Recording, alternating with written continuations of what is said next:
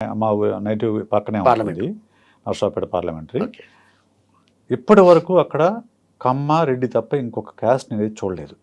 అవును, కాన్స్టిట్యున్సీ పుట్టిన తర్వాత వాస్తవం అది. పార్లమెంటు ఈడ కమ్మ ఆ రెడ్డి అవును, వీళ్ళిద్దరే ఉంటారు. మొదటిసారిగా అక్కడ ఒక అనిల్ కుమార్ యాదవ్ని సీటు యాదవ్ని ప్రకటించాడు. ఇట్లా ఆయన కొంత ప్రయోగం చేస్తాం. ఈ ప్రయోగం వల్ల ప్రయోగం కాదు డాక్టర్ గారు, ఈ ప్రయోగం వల్ల ఏమైనా నష్టం వస్తుందా? ఇది ప్రయోగం కాదు డాక్టర్ గారు, ప్రయోగం అనొద్దు, అది వాస్తవం, ఓకే, హకీకత్, ఫ్యాక్ట్ అది. ఓకే, మనము బీసీలు అంటే అసలు ఇక వాళ్ళ గురించి ప్రాణం ఇస్తానే నాయకులు కూడా టికెట్ల కర వచ్చే వరకు సందిగ్ధంలో పడతారు. అవును అవును. అసలు నాకు విచిత్రం ఏంటంటే విజయవాడ నగర మేయరు ఆ ఒక కులం ఉందని నాకు తెలియదు. అవును అవును అవును. ఫస్ట్ టైం ఆంధ్రప్రదేశ్ రాష్ట్రంలో, సమైక్య ఆంధ్రప్రదేశ్లో, తెలంగాణలో కావచ్చు, ఇప్పుడు సపరేట్ ఆంధ్రప్రదేశ్లో కావచ్చు, ఆ కులములు మేయర్ అవ్వడం అనేది ఫస్ట్ టైం. ఎంత నిస్వార్థంగా ఆయన చేద్దాం అనుకుంటుండే ఆలోచన చేయండి.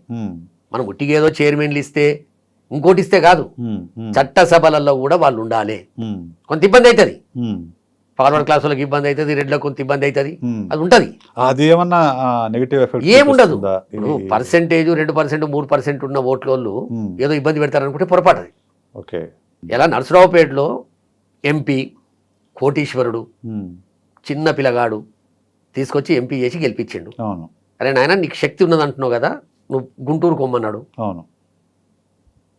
నేను ఈ నిలబడతా అన్నాడు, నీ ఇష్టం అన్నాడు. సామాజిక న్యాయంలో ఎన్నెన్నానండి మీరు, చట్టసభలలో అది జిల్లా పరిషత్ ఎన్నికలు కావచ్చు, మున్సిపల్ ఎన్నికలు కావచ్చు, కార్పొరేషన్ ఎన్నికలు కావచ్చు, ఏ ఎన్నికలలో అయినా అది చట్టం చేయకుండా వచ్చు, కానీ న్యాయం చేసిండు జగన్మోహన్ రెడ్డి గారు. ఇలా అదే ఇబ్బంది పడుతున్నారు చంద్రబాబు నాయుడు కూడా, అనుభవం ఉన్న కూడా తడబడుతున్నారు. ట్రాన్స్ఫర్ ఎందుకు చేస్తున్నావు, ఈ చెత్తను తీసుకుపోయాల బంగారం అయిద్దా. ఇప్పుడు గంటా శ్రీనివాసరావు గారు గంట పట్టుకొని తిరుగుతున్నాడు. సర్లేండి, వైజాగ్లో చంద్రబాబు నాయుడు కాన్స్టిట్యున్సీ ఎక్కడ, చంద్రగిరి ఎక్కడ, కుప్పం ఎక్కడ, అదెందుకు ఈ మంగళగిరికి ఈయనకేం సంబంధం? మంగళగిరికి ఈయనకేం సంబంధం?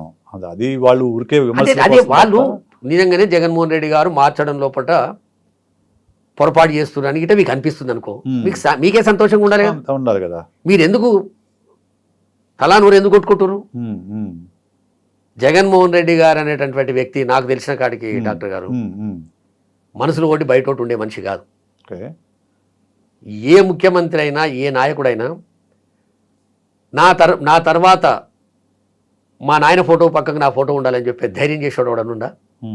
అంటే ఇప్పుడు జగన్మోహన్ రెడ్డి గారు జగన్మోహన్ రెడ్డి గారు మీ ఉద్దేశం ప్రకారము ఆయన ధ్యేయం అంతా కూడా తన తండ్రి ఫోటో పక్కన తన ఫోటో కావాలనేది తపన తప్ప మిగతా అధికారకాంక్ష కానివ్వండి, ఏం అధికారకాంక్ష డాక్టర్ గారు?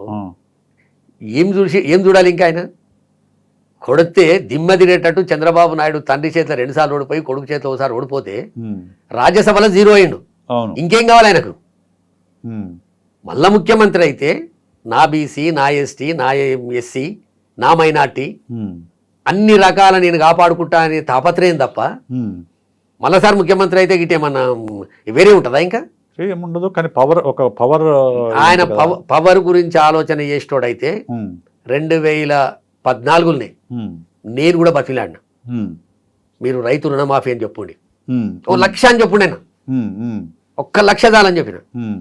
రాఘవన్న మనము చెయ్యము, అది నాకు తెలుసు. మరి ఎట్లా పవర్ ఎంబడి పాకులాడుతోడైతే సోనియా గాంధీని ఎందుకు ఎదిరించాలి? ఇమ్మీడియట్ కేంద్ర మంత్రి. అవును, no by election, no 5,50,000 majority గెలుచుకో. ఇక్కడ అనేది ఏంటంటే, ప్రజలు అనేది ఏంటంటే మొండితనం, అది పట్టు విడుపుండదు. తను ఒక మొండి పట్టు పట్టాడంటే ఇంక అది కావాలని కోరుకుంటాడు తప్ప ప్రోస్ అండ్ కాన్స్ చూడడు అతను. అదే సమస్య అనేది సోనియా గాంధీ మీద ఎదురు జరిగినా, లేకుంటే ఇప్పుడు కాన్స్టిట్యున్సీలు మారుస్తున్నా, ఇవన్నీ కూడా ఎవరి మాట వినడు అనేది. అంటే ఒక మంచి పని చేయడానికి అందరి మాట వినాలనా? చెడు పని చేసుకుంటా పోతే వినడం అంటే ఓకే మీరు అన్నది. ఓకే. అంటే నర్సరావుపేటలో ఇప్పటి వరకు కమ్మారెడ్డి తప్ప గెలవలేదని మీరే చెప్తారు. అక్కడ ఒక యాదవ్ నిలబెట్టి నేను బీసీలకు అండగా ఉన్నా, ఒక బీసీ ఎంపీని పంపిస్తున్నా ఢిల్లీకి అని చెప్పడానికి అది మొండితనం అయితే? ఒక మైనార్టీకి, నెల్లూరు సిటీలో ఒక మైనార్టీకి ఇచ్చారు, ఆడ నా బాధ్యకే అని చెప్పి రాజకీయంగా దిక్కు దివానం లేనటువంటి వ్యక్తిని ఒక రాజ్యసభ మెంబర్ చేసి ఓ తిరుమల తిరుపతి దేవస్థానానికి బోర్డు డైరెక్టర్లను చేసి ఉమ్, మెంబర్లను చేసి ఉమ్, వాళ్ళకు ప్రపంచంలో దేశంలో రాష్ట్రంలో ఒక పేరు అరే వీళ్ళు కూడా ఉన్నారా బతుకున్నారా అని చెప్పేటటువంటి వ్యక్తి ఉమ్, ఒక ముస్లిం మైనార్టీకి ఇస్తే ఓర్వలేకపోతే ఉమ్, అది మొండితనమా? ఉమ్, మీరు చూడండి ఎక్కడ మారుస్తున్నా ఏం చేస్తున్నా ఉమ్, ఉమ్, సామాజిక న్యాయం. ఓకే. దిగటోళ్ళు కూడా కొంత ఇబ్బంది అవుతుంది, ఉమ్, ఉమ్, ఓపిక పట్టాలి. ఉమ్. చరిత్రలో మరి లేదు ఇది. ఈ ఇప్పుడు చరిత్ర సృష్టించగలుగుతుండు కనుక ఉమ్, ప్రతిపక్షాలకు అనుమానం వస్తుంది, ఉమ్, పత్రికలు కొందరికి మనకు వ్యతిరేకం ఉన్న వాళ్ళకి అనుమానం, అసలు ఏం చేయలేని పరిస్థితి. అవును. 151 మంది ఉన్నోళ్ళు 4 5 పోయిరు, ఉమ్, మిగతా వాళ్ళందరికీ బీఫామ్లు ఇస్తున్నా వెళ్ళిపోండి అని చెప్పలేడా? 22 మంది ఎంపీలు 21 మంది ఎంపీలు ఉన్నారు, ఉమ్, నిలబడిపోండి అని చెప్పలేడా? చెప్పొచ్చు. మనకు అవకాశం వచ్చింది అనుకోని రీతిలో అనూహ్యంగా అనూహ్యంగా. యా. 40 సంవత్సరాల రాజకీయ చరిత్ర ఉన్న వ్యక్తులను కింద దెబ్బ కొడితే రాజ్యసభ ఖాళీ అయిపోయాయి, పార్లమెంట్లో ఆఫీస్ లేకుండా అయిపోయాయి. ఉమ్, పార్లమెంట్లో ఆఫీస్ లేదు ఇప్పుడు. ఓకే. 5 మంది ఎంపీలు ఉంటేనే పార్లమెంట్లో ఆఫీస్ ఉంటుంది, రైట్. ఆఫీస్ లేకుండా అయింది. ఆఫీస్ లేదు, ఇక్కడేమో 23 పడిపోయారు. చరిత్ర అది. ఉమ్, ఎందుకు మనం 171 ఎందుకు 175 ఎందుకు రావద్దు? ఉమ్, ఉమ్, సంక్షేమం చేసినాం, అభివృద్ధి చేసినాం, సామాజిక న్యాయం చేసినాం, ఉమ్, అక్క చెల్లెళ్లకు 36 లక్షల ఇండ్లు ఇచ్చి ఇల్లు కట్టిస్తున్నాం, ఉమ్, పిల్లలు చదువుకునే స్కూళ్ళల్లో కార్పొరేట్ లెవెల్ స్కూల్ చేపిస్తున్నాం, ఉమ్, హాస్పిటల్కి ఎక్కడనో మద్రాసుకో చెన్నైకో బెంగళూరుకో పోకుండా ఇక్కడనే హాస్పిటల్ కట్టిస్తున్నాం, ఉమ్, మెడికల్ కాలేజీలు పెడుతున్నాం. ఉమ్, ఇన్ని చేసినటువంటి ఉమ్, జగన్మోహన్ రెడ్డి గారికి హక్కు లేక, ఉమ్, ఓట్లు అడిగే హక్కు లేకుండా ఉమ్, ఈ దొంగలు ఊరు పంచుకున్నట్టు వీళ్ళు ఏం చేస్తారు చెప్పు? ఉమ్. చంద్రబాబు నాయుడు కొత్తగా ముఖ్యమంత్రి అయితే లేడు, అవును, అవును, అది కరెక్టే. ఆయన ఆయన చెప్పుకోలేకపోతున్నాడు అసలు. నేను ఏం చేస్తాడు? 14 ఏళ్ళు పవన్ కళ్యాణ్ ముఖ్యమంత్రి అయ్యేది లేదు. లేదు. ఎస్. ఈ అబద్ధాల టీం, ఈ దొంగల ముఠ రేపు జగన్మోహన్ రెడ్డి గారిని ఎదుర్కోవడానికి నానా తిప్పల పడుతురు.